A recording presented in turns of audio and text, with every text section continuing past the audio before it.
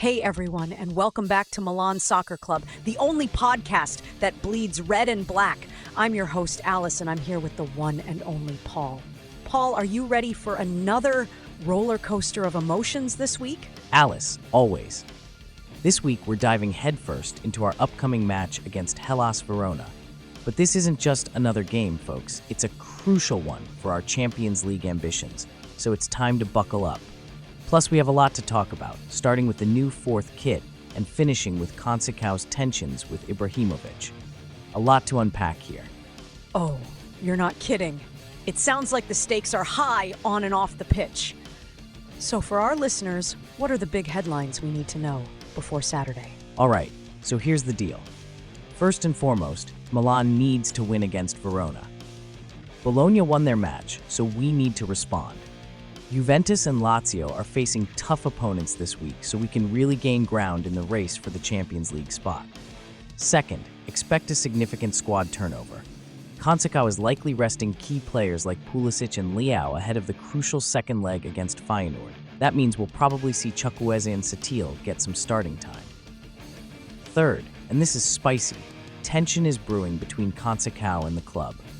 Apparently, he and Ibrahimovic aren't exactly seeing eye to eye, and there's a real possibility he could leave at the end of the season if we don't secure Champions League qualification.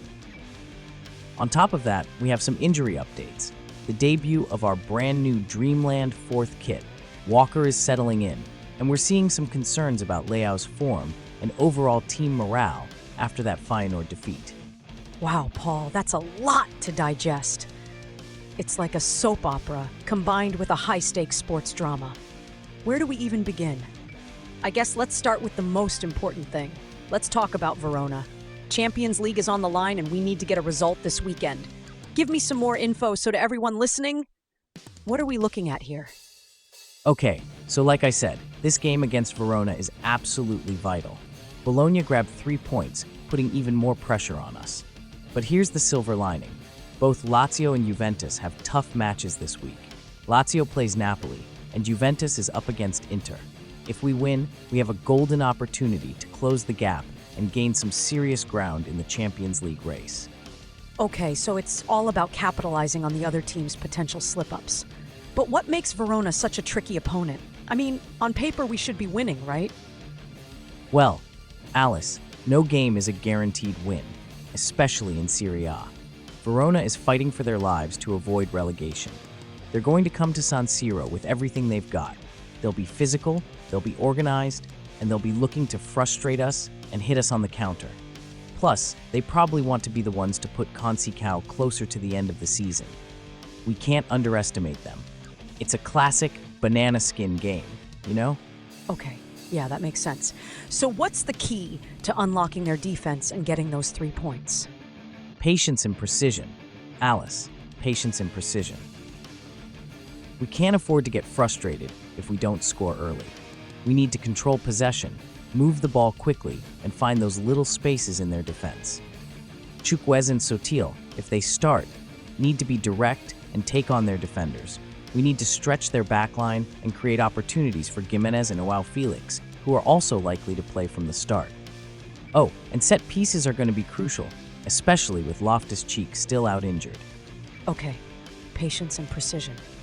Got it. Speaking of the lineup, let's talk about this potential turnover. Pulisic and Leao on the bench, is Conceicao crazy? I mean, yes, we have Feyenoord in mind, but is he taking Verona lightly? That's the million-dollar question, isn't it? On one hand, resting key players before a crucial European game makes sense. Pulisic and Leao have been playing a lot of minutes, and they need to be fresh for Feyenoord. Plus, it's a chance to give other players like Chukwueze and Setil some valuable game time and prove their worth. Sure, but is it worth the risk? I mean, Pulisic has been on fire lately. He's scoring goals, creating chances, and just bringing so much energy to the team. And Leao, even with his inconsistencies, is still our most dangerous attacking threat. Can we really afford to leave them out against a team fighting for survival? Well, that's where Conceicao's tactical gamble comes in. He clearly believes that Chukwueze and Setil can provide the necessary spark and energy.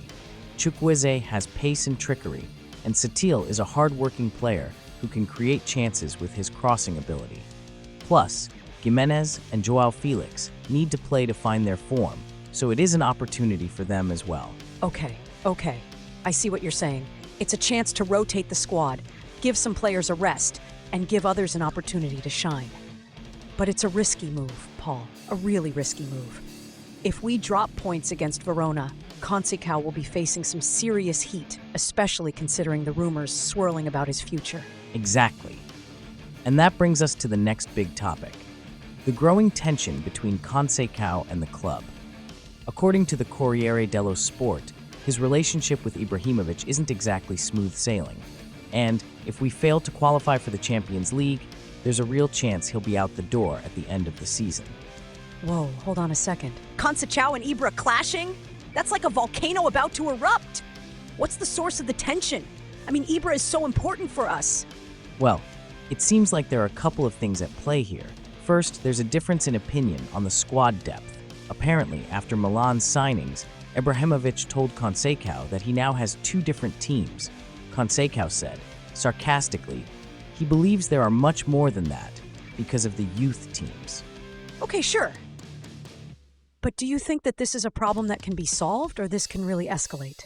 Well, honestly, it's hard to say. Conceicao is a strong personality, and he's not afraid to speak his mind. Ibrahimovic is, well, Ibrahimovic. He's a legend, and he has a lot of influence at the club.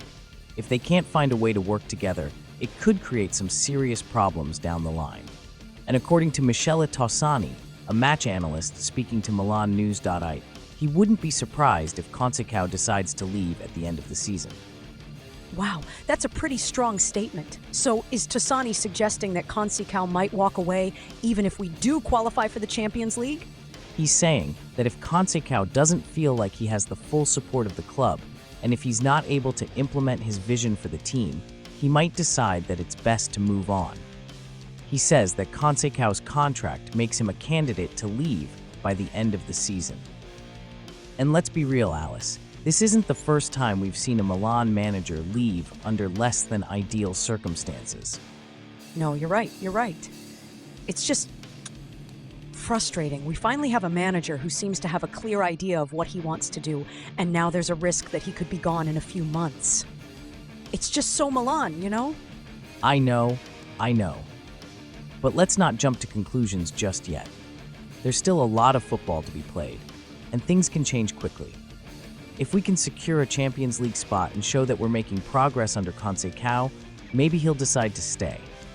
But yeah, this Verona game might be critical in many ways, not just for the Champions League race. Okay, well, let's hope the team is focused on the task at hand and not distracted by all the off-field drama. Speaking of the team, let's get a quick injury update. Who's in, who's out for the Verona game? So the good news is that Musa, Satil, Jovic, and Jimenez are all back in contention after missing time. However, Loftus-Cheek and Bondo are still out injured. Loftus-Cheek's injury is particularly frustrating because he just can't seem to shake it off. He's been in and out of the team all season, and it's definitely impacted our midfield. Yeah, Loftus-Cheek is a big miss. When he's fit and firing, he adds so much physicality and creativity to our midfield. Hopefully he'll be back soon. Okay, let's lighten the mood a bit. Let's talk about the new fourth kit. Milan, Puma, and Off-White have teamed up to create this Dreamland kit, and it's inspired by Africa, celebrating excellence and unity. What do you think of it, Paul? I gotta say, Alice, it's a bold design. It comes in two versions, black and red, and both feature the colors of the Pan-African flag. The black version fades into power green at the bottom, with sizzle yellow logos and red details on the collar and cuffs. The red version does the same thing, but inverted. It's definitely a statement piece, celebrating black excellence and the values of unity and progress. I love the message behind it, and I think it's great that Milan is using its platform to promote these values. Plus, according to Milan News, Kyle Walker told GQ that wearing the shirt is important. Walker mentions that we are launching a clear signal that we want more unity and more inclusion. It looks good too, it's very stylish. But I'm curious to see how it looks on the pitch. We'll get our first look at it against Verona, right? That's right. The players will be wearing the black version, and the goalkeeper will be sporting the red one. Then, against Lazio, they'll switch it up. It's a clever way to showcase both colorways. It looks like a very well-though commercial initiative from Milan, Puma, and Off-White. Okay, cool. So let's move on to another new arrival, Kyle Walker. He's been here for a few weeks now. How's he settling in? Is he enjoying life in Milan? From what I've read, he's loving it. In that GQ interview, Walker said he's been welcomed very well and that he thinks Milan is moving in the right direction. He's also been impressed by the atmosphere at San Siro, especially during the derby, even though we didn't get the result we wanted. Again, Walker seems very happy with the club. That's great to hear. Walker is a world-class defender, and he's exactly what we needed. His experience and leadership will be invaluable as we push for a Champions League spot. Oh, I heard something very cute. Tell me more about that Beckham story. Oh yeah, that's a cool detail. Walker revealed that he asked David Beckham for permission to wear the number 32 shirt, which Beckham wore during his time at Milan. And Beckham gave him his blessing. He said it was an honor for Walker to wear it.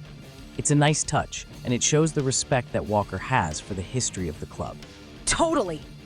Okay, let's shift gears again and talk about something that's been on a lot of fans' minds. Leao's recent form, or rather, his inconsistent form. What's going on with him, Paul? Is he losing his mojo? That's a fair question, Alice. There's no denying that Leao hasn't been at his best lately. He's been predictable, he's been wasteful in front of goal, and he hasn't been making the same kind of impact that we know he's capable of. According to Gazzetta, the sondages are not favorable for Leao.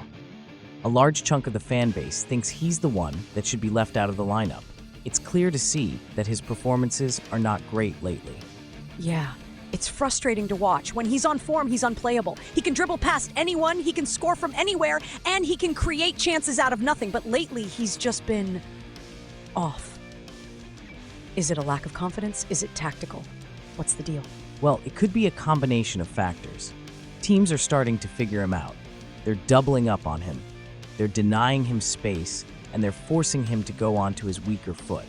Plus, maybe all the transfer rumors surrounding him have been a distraction. Or maybe he's just going through a dip in form, which is normal for any player. Okay, sure. But what can Conceicao do to get him back on track? I mean, we need Leao at his best if we're going to achieve our goals this season. Conceicao needs to find a way to make him less predictable. Maybe try playing him in different positions or giving him more freedom to roam. He also needs to work on his decision-making in the final third. He needs to be more clinical with his chances and more aware of his teammates. And most importantly, he needs to boost his confidence. Leao is a confidence player, and when he's feeling good about himself, he's unstoppable. Yeah, a confident Leao is a dangerous Leao. Let's hope Conceicao can unlock that again. Finally, let's touch on the overall team morale and tactical issues that seem to be emerging after the Feyenoord defeat. Is there a sense of crisis in the squad right now? I wouldn't say there's a full-blown crisis, but there are definitely some concerns. The Feyenoord game exposed some defensive vulnerabilities, and our attacking play was too predictable. Plus, there seems to be a lack of chemistry between some of the players. So, what needs to change? How can Conceicao lift the team's spirits and get them playing with more confidence and cohesion? He needs to address the defensive issues first and foremost. We need to be more solid at the back and stop conceding sloppy goals. He also needs to find a way to create more attacking opportunities. That might involve tweaking the formation, changing the personnel, or simply working on our movement and passing in training. But most importantly, he needs to instill a sense of belief in the team.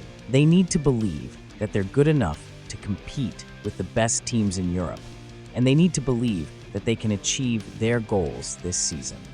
Okay, well that's a lot to work on. But I have faith in Conceicao and the team. They've shown us what they're capable of in the past, and I believe they can turn things around, starting with a win against Verona. Absolutely. This Verona game is a must-win, not just for the Champions League race, but for the team's morale and for Conceicao's future. Let's hope they can deliver a performance that we can all be proud of. All right, Paul. Thanks for breaking down all the key storylines for us. It sounds like it will be a tough game with many implications. It's more than just 3 points on the table. To all of our listeners, Thanks for tuning in to Milan Soccer Club. Be sure to follow us on social media for all the latest news and updates. And most importantly, Forza Milan. Forza Milan, everyone. And remember, no matter what happens, we'll always be here to break it all down for you. See you next time.